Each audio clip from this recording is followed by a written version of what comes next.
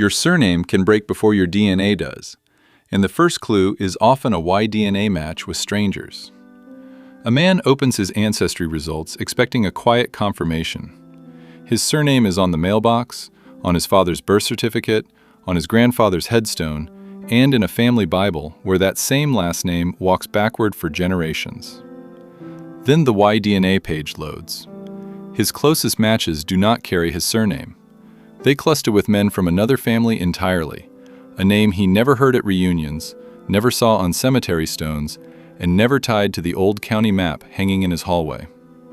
The paper line says one thing. The chromosome says another. That is the cold case hiding inside many family trees. The family name survived, but the direct biological paternal line may have broken somewhere behind it. The break could have come through adoption. It could have come through informal guardianship, a stepfather's name, a quiet courthouse change, a child raised by relatives, a hidden non-paternity event, or a clan story repeated so often that it hardened into fact. Sometimes the name was chosen. Sometimes it was imposed. Sometimes it stayed because changing it would have cost a family its place in the world. That is where the first model breaks. A surname is not a gene. It moves through law, custom, paperwork, religion, property, migration, and memory. Y-DNA follows a narrower rule. In most males, it passes from father to son along the direct paternal line, carrying small genetic changes that can identify branches of related men. So when the surname and the Y chromosome disagree, it does not mean the family was fake. It means names and DNA travel by different rules. To understand the broken line, separate what a surname records from what a chromosome records. The caveat matters here. This kind of discovery is not an accusation. It is not a trial against mothers, grandmothers, fathers, or the dead. It does not erase adoptive parents. It does not make one family line more real than another. A child can be raised, protected, fed, taught, loved, and legally claimed by a father whose chromosome is not the one that appears in a DNA test. That father may be the real father in every human sense that mattered. Genealogists often use the phrase non-paternity event, but the phrase can sound colder than the history behind it. In plain language, it means the recorded father in the family tree was not the biological father detected through DNA. The same pattern, though, can come from many different events. Adoption can produce it. Remarriage can produce it. Informal fostering can produce it, especially in rural communities where orphan children moved between households without clean paperwork. War can produce it. Migration can produce it. Rape, coercion, secrecy, shame, and survival can produce it. So can clerical errors, deliberate name changes, enslaved families being forced into another surname, and children taking the name of the man who raised them? DNA can identify a mismatch. It cannot always identify the motive. That is why consumer ancestry results have to be handled carefully. Autosomal DNA matches, the cousin lists from companies like Ancestry and 23andMe, can show clusters of related people across many branches. Y-DNA surname projects can test whether men with the same last name share a direct paternal ancestor. Documentary genealogy, the paper trail in deeds, census pages, church books, wills, military files, and courthouse records, can show who lived near whom, who raised whom, and who was named as a parent. Each source answers a different question. None of them, alone, tells the whole human story. The broken line is often not one scandal. It may be one missing document, one protected secret, one survival decision made in a room where no one imagined that a lab report would speak a century later. Once the rules are clear, the first evidence layer is simple. The Y chromosome refuses to carry the surname. Y-DNA is one of genealogy's sharpest paternal tools because it follows a narrow path. Fathers pass it to sons, and those sons pass it to their sons. Along the way, small mutations appear. Some are short repeating patterns called STR markers.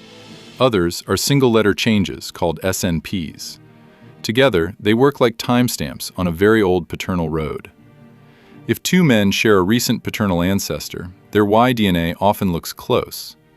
If their common ancestor lived far back in time, the distance grows.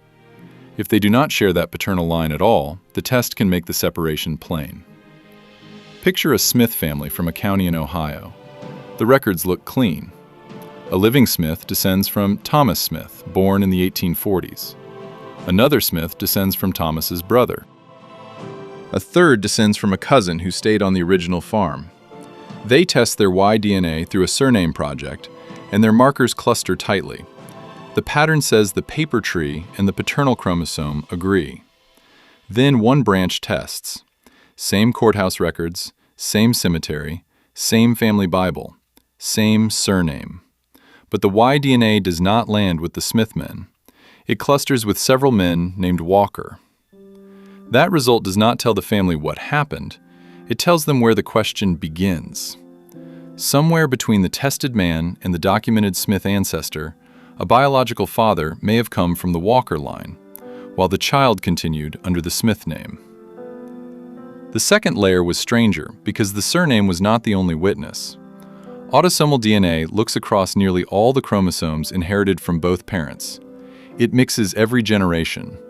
You inherit pieces from your father and mother, from all 4 grandparents, from 8 great-grandparents, and so on. Over time, the pieces get smaller, and many disappear from detection. But in recent generations, autosomal matches can be powerful.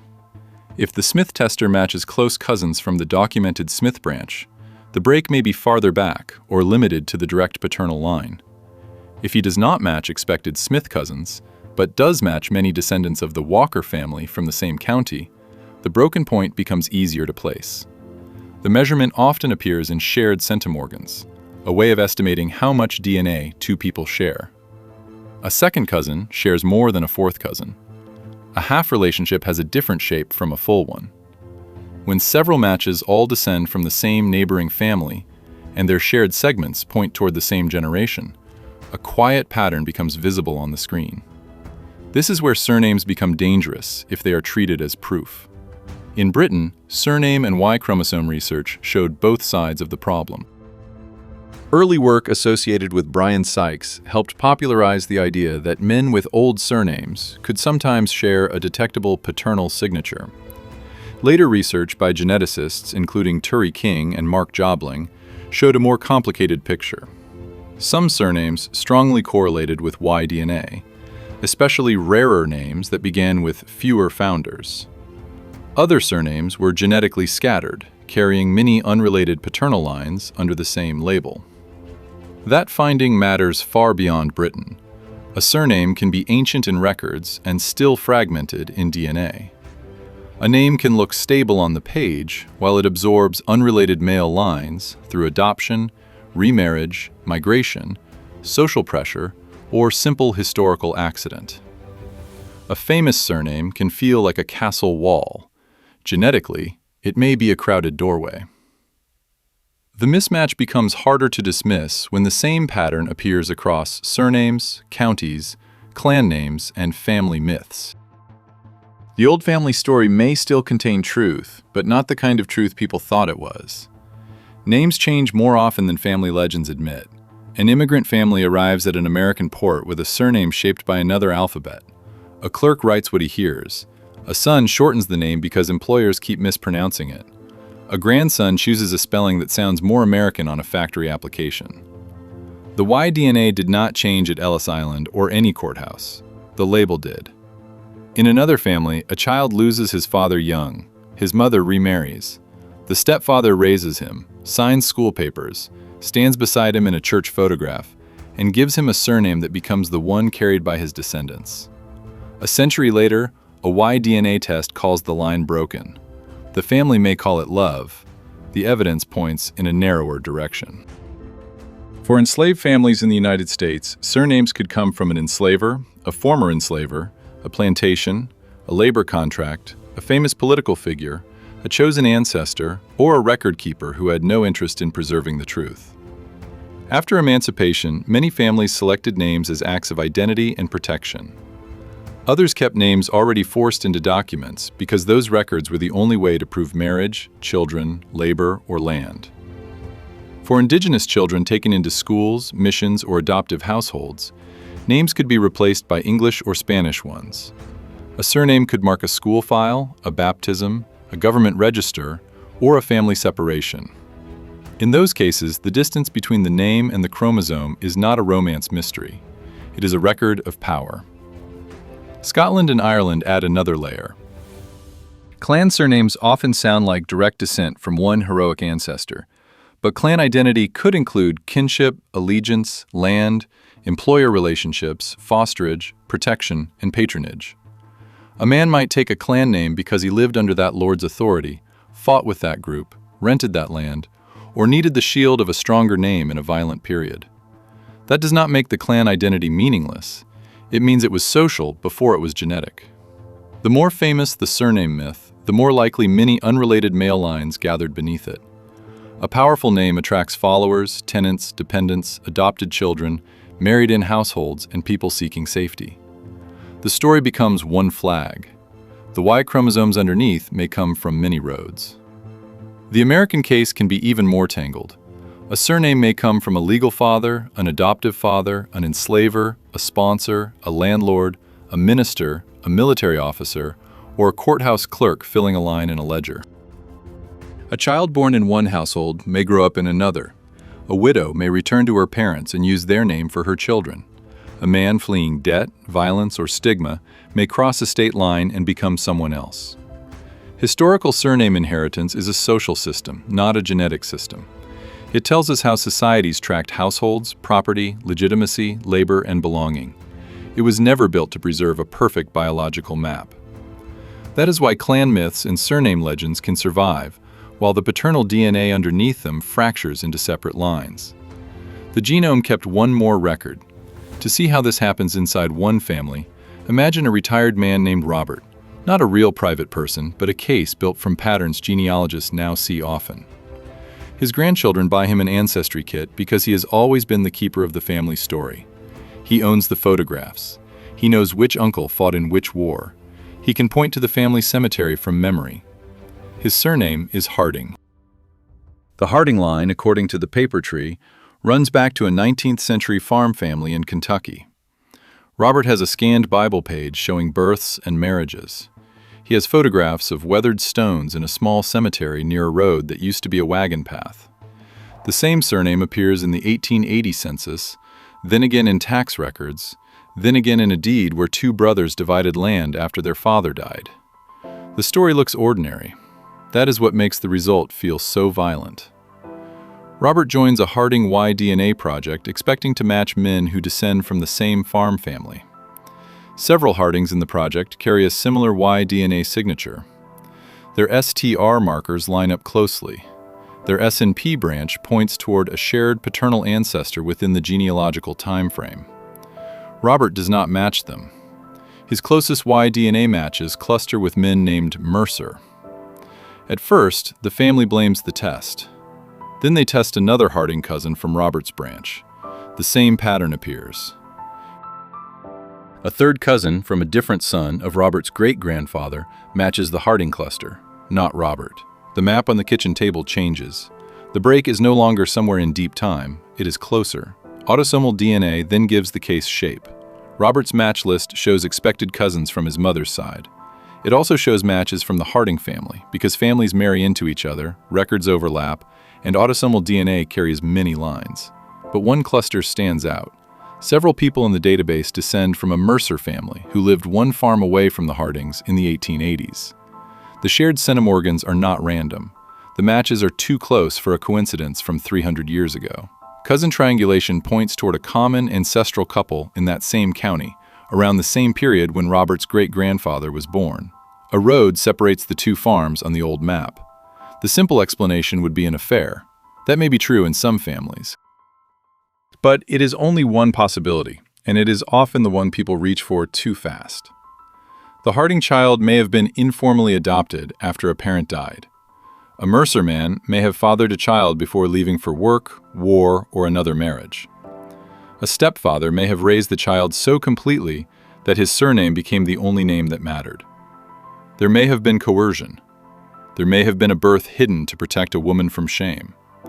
There may have been a household arrangement no courthouse ever recorded because everyone in town already knew and nobody wrote it down.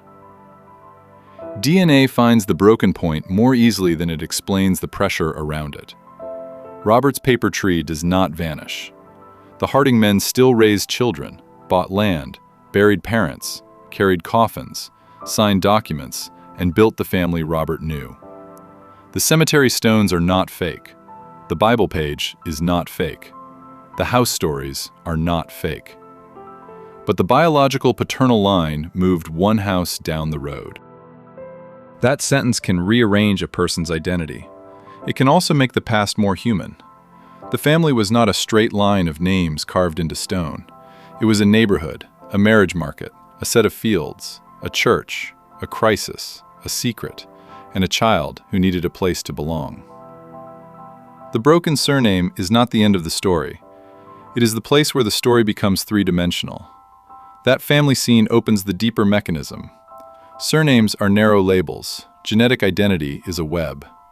A person usually carries one surname, but that surname points to only one documented path through the family tree. For a male tester, Y-DNA points to one biological paternal path, his father's father's father, and backward along that single line. But his full ancestry is not one line. It doubles every generation on paper. 2 parents, 4 grandparents, 8 great-grandparents, 16 great-great-grandparents. Go back 10 generations, and the chart can hold more than 1,000 ancestral positions, even though the same people may appear more than once in smaller communities. The surname follows one thread through that crowd. Autosomal DNA carries pieces from many of those ancestors, but not equally and not forever. Each generation reshuffles chromosomes. Some ancestors leave large, detectable segments. Some leave tiny fragments. Some leave no identifiable DNA at all, even though they are real ancestors in the paper tree. After enough generations, genetic inheritance becomes uneven.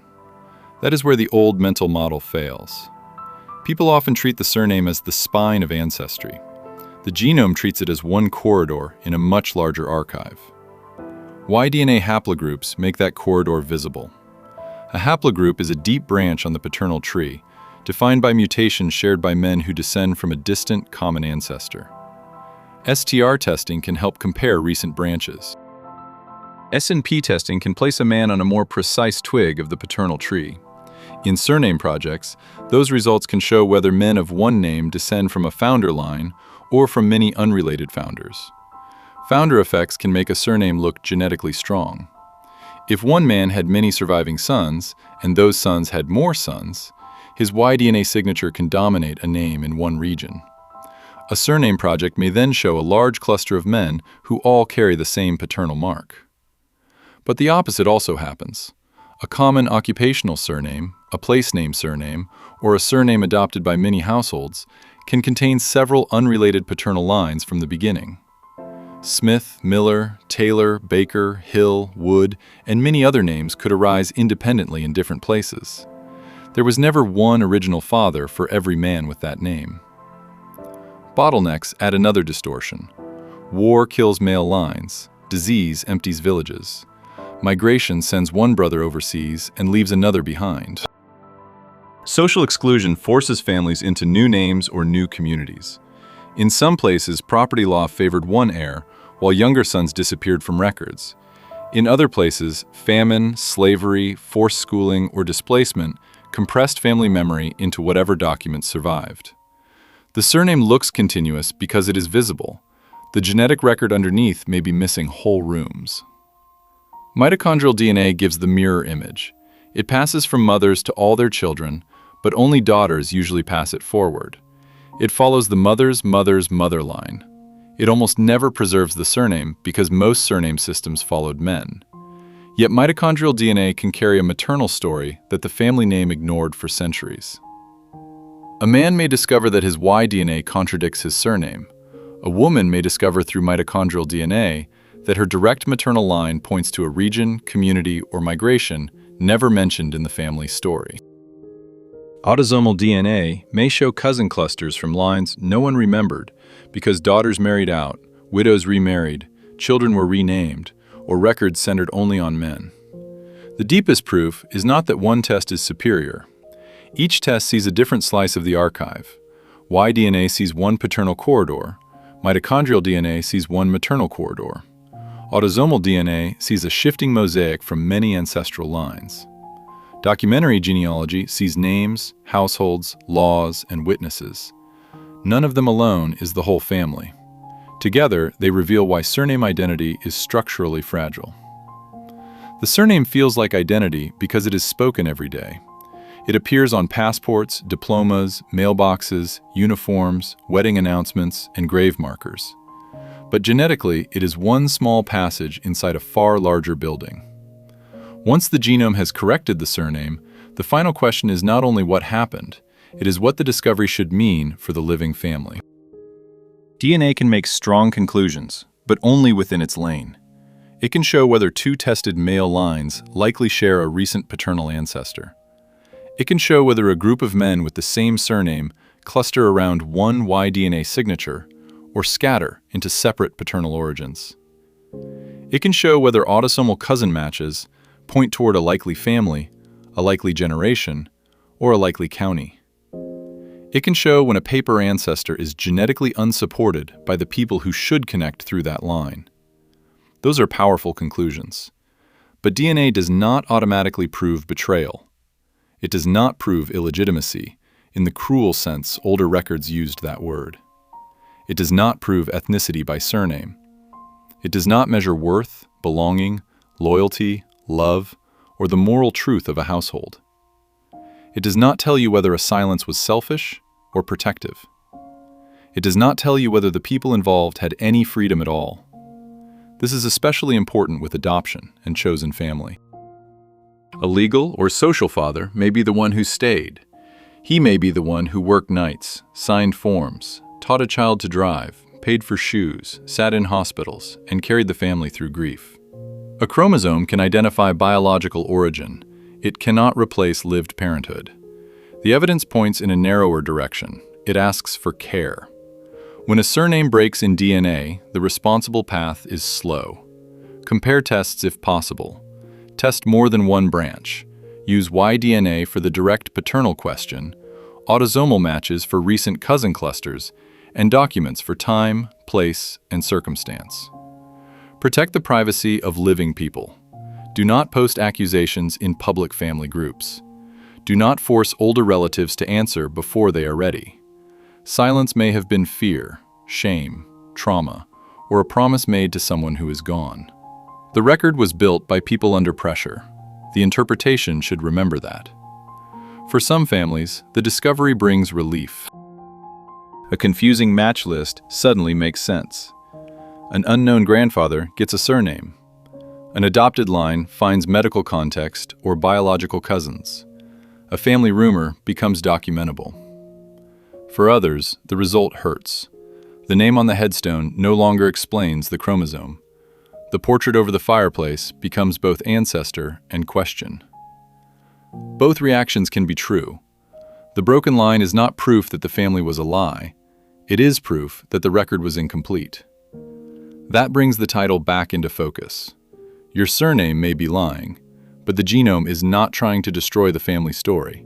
It is showing where the written record became too narrow for the life that actually happened.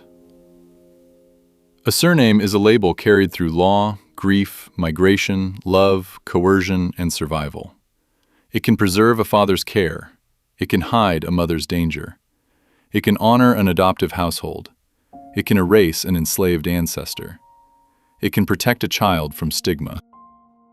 It can attach a family to land, clan, church, or country long after the biological line has moved somewhere else. DNA is a different record. It does not know pride. It does not know shame. It preserves biological signals in cells, sometimes long after documents have softened, vanished, or lied by omission. The man with the unexpected Y-DNA match still owns his surname. It still belongs to him because it was lived before it was tested. But it no longer explains the whole line. Behind the name is another paternal corridor, another house on the road, another decision made before anyone alive could ask why. That is why careful genetic history matters. Subscribe to the Genome Archive for family ancestry mysteries, ancient DNA, population genetics, and the parts of the human record most people never learn to read. No purity myth, no shame, no hierarchy. Only evidence, memory, and the complicated ways families continue.